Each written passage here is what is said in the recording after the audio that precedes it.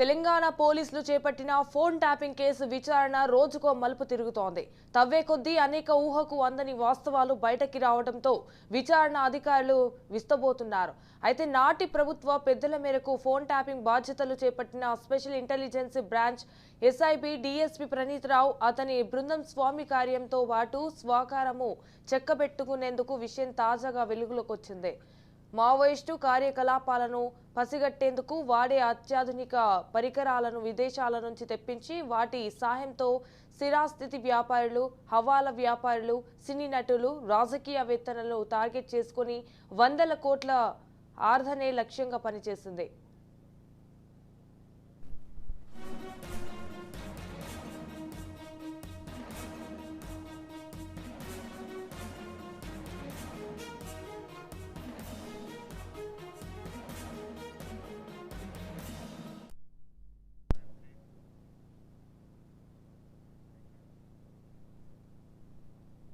హవాలా మనీయే లక్ష్యం. తమ ప్రణాళికలో భాగంగా ప్రణీత్ రావు బృందం రోజువారీగా హవాలా మార్గంలో డబ్బు, బంగారం చెరవేసే ముఠాల మీద కన్నివేసింది. వారి ఫోన్ సంభాషణలను చాటుగా వింటూ హఠాత్తుగా దాడి చేసిన పెద్ద మొత్తంలో నగదు స్వాధీనం చేసుకుంది.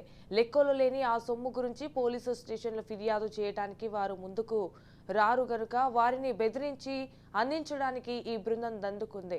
గత అసెంబ్లీ ఎన్నికల వేళ తెలంగాణలో 40 రోజుల వ్యవధిలో పోలీసులు సుమారు 350 కోట్ల నగదు, 300 కేజీల బంగారం స్వాధీనం చేసుకున్నారు. ఈ అక్రమ లావాదేవీలు, నగదు తరలింపు వ్యవహారాన్ని ప్రణీత్ రావు టీం పెద్ద ఆదాయపరంగా మార్చుకునేవారని ఆరోపణలు రావడంతో గత అసెంబ్లీ వేళ పట్టుబడిన హవాలా వ్యాపారులను ఇప్పుడు పోలీసులు పిలిపించి విచారించనున్నారు.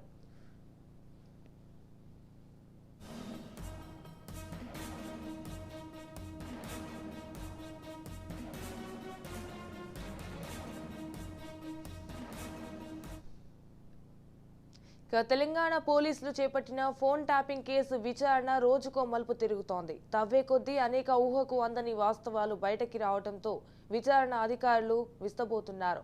నాటి ప్రభుత్వ పెద్దల మేరకు ఫోన్ ట్యాపింగ్ బాధ్యతలు చేపట్టిన special intelligence branch DSP Praneeth Rao అతని బృందం స్వామి కార్యంతో పాటు స్వాకారము చెక్కబెట్టేందుకునే విషయం తాజాగా వెలుగులోకి వచ్చింది. మావోయిస్టు కార్యకలాపాలను పసిగట్టేందుకు వాడే అత్యాధునిక పరికరాలను విదేశాల నుంచి తెప్పించి వాటి సాయంతో స్థిరాస్తి వ్యాపారులు, హవాలా వ్యాపారులు, సినీ నటులు, రాజకీయవేత్తనాలు టార్గెట్ చేసుకుని వందల కోట్ల ఆర్జనే లక్ష్యంగా పనిచేసింది. దీనిపై మరింత సమాచారాన్ని మా ఇన్పుట్ ఎడిటర్ కోటిరెడ్డి అందిస్తారు. ఒక కుటుంబంలో పెద్ద ఉన్నాడు అనుకుందాం. కుటుంబ పెద్ద ఆదేశాలని పిల్లలు కానీ కుటుంబ సభ్యులు కానీ పాటిస్తూ ఉంటారు.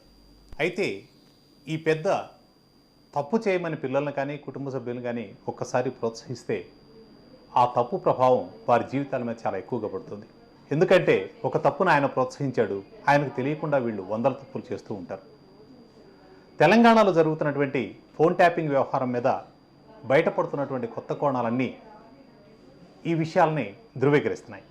ప్రధానంగా ప్రభుత్వంలో అధికారంలో ఉన్నటువంటి పెద్దలు, విపక్ష నేతలు, ఇతర వ్యక్తుల యొక్క కదలికలపైన నిఘా ఉంచడం కోసం ఫోన్ ట్యాపింగ్ వ్యవహారాన్ని తెర మీదకు తీసుకువస్తే ఇందులో కీలక సూత్రధారులుగా, పాత్రధారులుగా వ్యవహరించినటువంటి పోలీసు అధికారులంతా కూడా వాళ్ళ సొంత ప్రయోజనాలకి దీనిని వాడుకున్నటువంటి తీరు ఈ రోజున తెలంగాణ సమాజం మొత్తం నివ్వెరపోయేలా చేస్తోంది.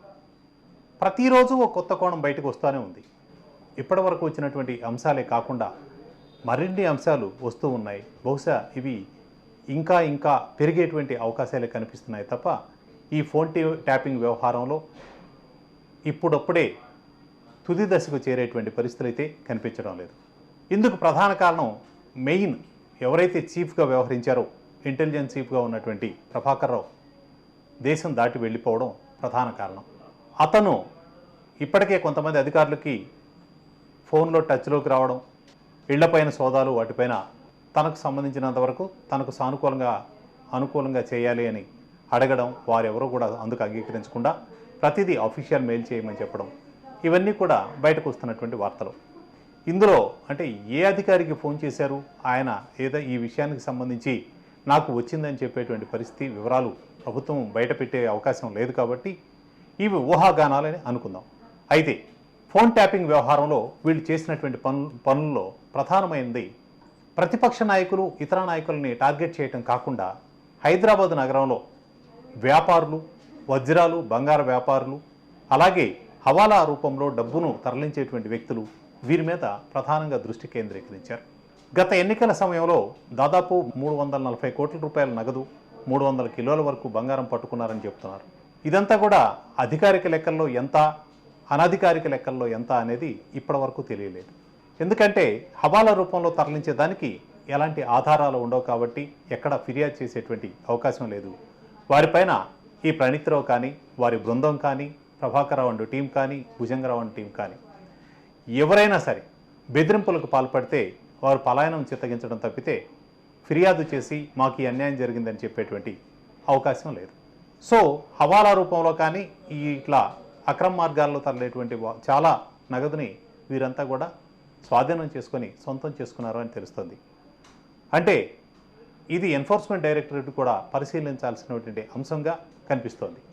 ఈడీ పరిశీలనలోకి వెళ్తే ఇంకా కొన్ని కొత్త కోణాలు వచ్చేటువంటి అవకాశాలు కూడా ఉన్నాయి. ఇదే కాకుండా సినిమా రంగానికి సంబంధించినటువంటి కొంతమంది ప్రముఖులకు సంబంధించినటువంటి ఫోన్లను ట్యాప్ చేశారని తెలుస్తుంది. ఓ ప్రముఖ కథానాయకుకి సంబంధించినటువంటి వ్యక్తిగత సమాచారం సేకరించడం ద్వారానే తన కుటుంబం విచ్ఛిన్నమైందని, భర్తతో విడాకుల దాకా వెళ్ళిపోయింది అనేటువంటి వార్తలు సోషల్ మీడియాలో బయటకు వస్తున్నాయి. ఇక దీనికి సంబంధించి గతంలో జడ్సన్ ఇచ్చినటువంటి ఫిర్యాదు ఇంకా కొన్ని కొత్త విషయాల్ని బయట చెప్తున్నాయి. అందులో ప్రధానంగా వ్యవహరించినటువంటి ఇది స్త్రీనిధి సహకార సంఘం తరపున, ప్రభుత్వ అధీనంలో ఉన్నటువంటి ఈ స్త్రీనిధి తరపున 4 లక్షల సిమ్ కార్డులు కొనుగోలు చేశారని చెప్తున్నారు. ఈ 4 లక్షల సిమ్ కార్డులతో పాటు 30,000 ట్యాబ్లు, అలాగే 5,000 కంప్యూటర్లను కొనుగోలు చేశారు. ఇవన్నీ కూడా ట్యాపింగ్కే ఉపయోగించారనేటువంటిది కొత్తగా వినిపిస్తున్నటువంటి మాట. What a wonder! 4 లక్షల సిమ్ కార్డుల అంటే వ్యవస్థ ఎటువైపు పోతుంది? ఎవరైనా ఒక వ్యక్తి ఒక సిమ్ కార్డు తీసుకోవాలంటే అతని ఆధార్తో సహా కేవైసీ ఉన్న తర్వాతనే ఇస్తున్నటువంటి పరిస్థితుల్లో ప్రభుత్వంలో ఉన్నటువంటి అంతర్భాగంగా ఉన్నటువంటి ఒక శాఖపరమైనటువంటి వ్యక్తులు 4 లక్షల సిమ్ కార్డులను తీసుకొని ఈ ట్యాపింగ్కి ఉపయోగించారు అంటే ఇది కొంత అనుమానాస్పదంగాను, ప్రభుత్వంలోని పెద్దల జోక్యం ఏ స్థాయిలో ఉంది అనేది అనుమానాలకి తావిస్తూ ఉంది. ఇందులో కీలకంగా వ్యవహరించినటువంటి ఈ కొనుగోలులో కీలకంగా వ్యవహరించినటువంటి వ్యక్తి స్త్రీనిధి ఎండీగా ఉన్నటువంటి జి విద్యాసాగర్ రెడ్డి, అలాగే ఐటీ మేనేజర్గా వ్యవహరించినటువంటి వేణుప్రసాద్ అనే పేర్లు వినిపిస్తున్నాయి. ఈ వేణుప్రసాదే ట్యాపింగ్కి కొంతవరకు కీలకంగా వ్యవహరించారనేటువంటి మాట వినిపిస్తోంది. అందుకనే మహిళల ట్యాప్లన్నీ ఫోన్ ట్యాపింగ్ చేసిన తర్వాత, ఫోన్లన్నింటినీ ట్యాపింగ్ చేసిన అతని పనితీరును మెచ్చిన తర్వాతే ఐటీ శాఖ ప్రధాన కార్యదర్శిగా ఉన్న జయేష్ రంజన్ అతనికి సచివాలయంలో డైరెక్టర్గా పదవిని కట్టబెట్టారనేటువంటి ఆరోపణలు వస్తున్నాయి. జయేష్ రంజన్ చేసినటువంటి పనితీరు మీద చాలా విమర్శలు ఉన్నప్పటికీ ఇప్పుడు టాపిక్ మనం పూర్తిగా ఫోన్ ట్యాపింగ్ చుట్టూ తిరుగుతుంది కాబట్టి దీనివైపే చూద్దాం. ఇక్కడ వ్యవహరించినటువంటి తీరు స్త్రీనిధి ఇది చేయటమే కాకుండా మాజీ మంత్రి ఎర్రబెల్లి దయాకర్ రావు మీద కొన్ని ఆరోపణలు ఇందులో వస్తూ ఉన్నాయి. అందులో భాగంగానే ఈ ఫోన్ ట్యాపింగ్ కోసం ప్రత్యేకంగా ఒక నెట్వర్క్ని ఏర్పాటు చేశారనే ఆరోపణలు వస్తున్నాయి. ఇది కాకుండా యూకే, లండన్, సింగపూర్, అలాగే కెనడా ఇలా కీలకమైనటువంటి ఆసియా దేశాల్లో ఉన్నటువంటి మనీ లాండరింగ్ టీములు ఏవైతే ఉన్నాయో ఆ టీములతోటి గతంలో ఐటీ శాఖ చేసినటువంటి ఓ మంత్రికి ఒక అనుకూలమైనటువంటి సత్సంబంధాలను ఏర్పడడానికి ఈ శాఖ పనిచేసిందనేటువంటిది మరొక మాట. ఇది కాకుండా నల్గొండ జిల్లాకు సంబంధించినటువంటి ఓ పోలీసు అధికారి ఆధ్వర్యంలో ఈ ట్యాపింగ్కి సంబంధించినటువంటి టెక్నాలజీని వీళ్ళు ఎవరైతే టీమ్గా ఉపయోగిస్తున్నారో ఆ వ్యక్తుల అందరికీ తర్ఫీదు ఇచ్చేందుకోసం అమెరికా నుంచి ప్రత్యేకంగా నిపుణులను దించారు అనేది. అంటే టెక్నికల్గా ఎక్స్పర్ట్లను పిలిచి ట్రైనింగ్ ఇప్పించి మరీ ఈ పని చేశారంటే వీరు చేసినటువంటి అక్రమం ఏ స్థాయిలో ఉందని మన ఊహకు కూడా అందనటువంటిది. ఇక మరొక అంశం కూడా కీలకమే. ఎన్నికలకి కొంతకాలం ముందు జరిగినటువంటి మొయినాబాద్ ఫామ్ హౌస్ బీఆర్ఎస్ ఎమ్మెల్యేల కొనుగోలుకు సంబంధించి బీజేపీ వ్యవహరించింది అనేటువంటి తీరుకు సంబంధించినటువంటి అంశం. దీనిలో ప్రభుత్వం 100 కోట్లు నగదు దొరికిందని చెప్పింది, పోలీస్ బాస్ 15 కోట్లు దొరికాయని చెప్పారు. ఇవన్నీ కూడా ఎవరికీ తెలియక ముందే, అక్కడ అసలు ఈ దాడులు పూర్తి స్థాయిలో జరగకముందే బయటకు వచ్చినటువంటి అంశాలు. అంటే ఈ ఫామ్ హౌస్ కుంభకోణానికి కూడా ఫోన్ ట్యాపింగే కీలకంగా వ్యవహరించింది అనేటువంటి అనుమానాలు వస్తున్నాయి. దీనిపైన హైకోర్టులో విచారణ జరుగుతున్న సమయంలో ఈ 15 కోట్ల గురించి పోలీసులు ఇచ్చినటువంటి వివరణ సంతృప్తికరంగా లేదు, ఇదంతా అనుమానాస్పదంగా ఉందని హైకోర్టు సిబిఐ ఎంక్వైరీకి ఆదేశించినటువంటి విషయం మనందరికీ తెలుసు. అయితే సిబిఐ ఆదేశాలను విచారణకు అడ్డుకుంటూ ప్రభుత్వమే స్వయంగా సుప్రీంకోర్టులో పిటిషన్ దాఖలు చేయడమే ఇందులో మనం అనుమానించాల్సినటువంటి ప్రధానమైనటువంటి కోణం. నిజంగా ప్రభుత్వ పాత్ర ఇందులో లేకుండా ఉంటే ఆ రోజు సిబిఐ ఎంక్వైరీ తర్వాత చాలా విషయాలు బయటకు వచ్చి ఉండేవేమో. ఫోన్ ట్యాపింగ్ వ్యవహారం కూడా అప్పటికే బయటపడే అవకాశాలు మనకు కనిపించేవి. మహబూబ్ నగర్కి సంబంధించినటువంటి రాఘవేంద్రరాజు అనేటువంటి ఓ వ్యక్తి కూడా గతంలో తన ఫోన్ వ్యవహారం అంతా కూడా ట్యాపింగ్ అవుతుందని ఆరోపణలు చేశాడు. నిజానికి మిగతా ప్రభుత్వంలో ఉన్నటువంటి ఇతర పెద్దలతో పెద్దగా అతనికి ఇబ్బంది లేకపోయినప్పటికీ అప్పుడు ఎక్సైజ్ శాఖ మంత్రిగా ఉన్నటువంటి శ్రీనివాస్ గౌడ్ చేస్తున్నటువంటి అక్రమాలపై ఈ రాఘవేంద్రరాజు సుదీర్ఘకాలంగా పోరాడుతున్నాడు. అతని పైన దాడులు జరిగాయి, ఆస్తులపైన వ్యక్తిగాను అన్ని రకాల దాడులు జరిగాయి. శ్రీనివాస్ గౌడ్ అతను సంభాషణలో అతను ఎవరెవరిని సంప్రదిస్తున్నాడు అనే విషయాలు ఎలా తెలుసుకోగలిగాడు అనే దానికి కూడా మళ్ళీ అన్ని వేళ్ళు ఈ ట్యాపింగ్ వ్యవహారం వైపే మనకు కనిపిస్తూ ఉన్నాయి.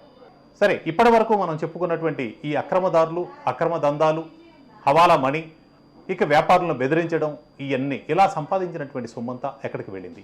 ఇది ఒక ప్రధానమైన ప్రశ్నగా మనం చూడాలి. మనకి తెలుస్తున్నంత వరకు కూడా ఎవరైతే చీఫ్గా వ్యవహరించారో ప్రభాకర్ రావు వియంకుడుగా ఉన్నటువంటి రవీంద్రరావు కొన్ని రియల్ ఎస్టేట్ సంస్థల్లో కీలకమైనటువంటి భూమిక పోషించారు. ఆదాల మురళీకృష్ణారెడ్డి తాను కలిసి కొన్ని కంపెనీలు, కొన్ని ప్రాజెక్ట్స్ నిర్వహిస్తున్నారు రియల్ ఎస్టేట్కి సంబంధించి. ఇక ప్రభాకర్ రావు బావమరిది వియంకుడు కలిసి మరొకటి మ్యాన్బూమ్ రియల్ ఎస్టేట్, వీళ్ళు మ్యాక్ ప్రాజెక్ట్స్కి రిలేటెడ్గా ఉన్నటువంటి Mac hotels and resorts, Mac Vistas, అలాగే మార్విన్ హాస్పిటల్స్, మార్వెల్ రెస్టారెంట్స్, ఇలా రకరకాల కంపెనీల్లో వీరంతా కూడా రకరకాల వాటిల్లో ఈ రవీంద్రరావు భాగస్వామిగా ఉన్నారు. ఇక మార్విన్ హాస్పిటల్స్, మార్వెల్ రెస్టారెంట్స్, ఈ రెండింటిలో అయితే మురళీకృష్ణారెడ్డి ప్లస్ ఈ రవీంద్రరావు వీళ్ళిద్దరు మాత్రమే ప్రధానమైనటువంటి భాగస్వాములు. సో అక్రమంగా సంపాదించినటువంటి నగదు ఎప్పుడు కూడా రియల్ ఎస్టేట్ రంగంలో మాత్రమే వైట్గా మార్చేటువంటి అవకాశం ఎక్కువగా ఉంటుంది. మిగతా రంగాల్లో అవకాశాలు లేవని కాదు, బట్ దీనిలో ఉన్నటువంటిది ఎందుకంటే రిజిస్ట్రేషన్ వాల్యూ, ప్రభుత్వం ఇచ్చేటువంటి ధరకి అక్కడ ఉన్నటువంటి భూముల వాస్తవ విలువకి మధ్య చాలా వ్యత్యాసం ఉంటుంది. అందుకని అధికారికంగా చూపించడానికి అవకాశం ఉంటుంది. కాబట్టి ఈ అక్రమ మార్గాల్లో వచ్చినటువంటి డబ్బు మొత్తాన్ని పూర్తి స్థాయిలో ఈ రియల్ ఎస్టేట్ కంపెనీలకు తరలించారు అనేటువంటి అనుమానాలు బలంగా వినిపిస్తున్నాయి. తొలి నుంచి మనం అనుమానిస్తూ వచ్చిన విధంగానే విచారణలో ఎవరైతే కీలక వ్యక్తులుగా వ్యవహరించారో వాళ్ళందరినీ ముందే మనం చెప్పాం, అదే దిశలో నడుస్తుంది. మనమేమి ఇక్కడ విచారణను ప్రభావితం చేయడమో ఇంకొకటో కాదు, కానీ వాస్తవికంగా జరిగేటువంటి అవకాశం అంటే ఒక ప్రణీత్ రావు అనేటువంటి ఓ వ్యక్తి చేయాలి అంటే తనపై బాస్ ఇలా ఎన్ని స్థాయిల్లో వాళ్ళకి అవకాశాలు ఉంటాయి అనేది మనం ప్రత్యేకంగా ఎన్ని స్థాయిల్లో వాళ్ళకి అనుమతులు ఉంటాయి అనేది ఆ రోజు మనం విశ్లేషించాం. అదే తీరులో వీరందరూ నిందితులుగా ఈ రోజున ఉన్నారు. A1 ప్రభాకర్ రావే అయ్యాడు. కానీ ఇంకా చేర్చాల్సినటువంటి టీం అంతా కూడా మన కళ్ళ ముందు కనిపిస్తూ ఉంది. వీరంతా చేరిన తర్వాతే పొలిటికల్ పెద్దలంతా కూడా దీని వెనక దాగి ఉన్నటువంటి వ్యక్తులంతా బయటకు వచ్చేటువంటి అవకాశాలు ఉంటాయి. మొత్తం మీద మొయినాబాద్ ఫామ్ హౌస్ కుంభకోణం కానీ, హవాలా మనీ కానీ, ఈ అన్నింటిలో వీళ్ళు కీలక సూత్రధారులు. ఇంకొక పని కూడా వీళ్ళు చేసినట్లు మనకు తెలుస్తోంది. అది ప్రధానమైంది. చాలా చోట్ల ఆధారాలు కూడా కనిపిస్తున్నాయి. దేశంలోనే ఎలక్టోరల్ బాండ్స్లో 4వ స్థానంలో బీఆర్ఎస్ పార్టీ ఉండడానికి కారణం కూడా ఈ ఫోన్ ట్యాపింగ్ వ్యవహారమే అనేది చాలా కీలకమైనటువంటి అంశం.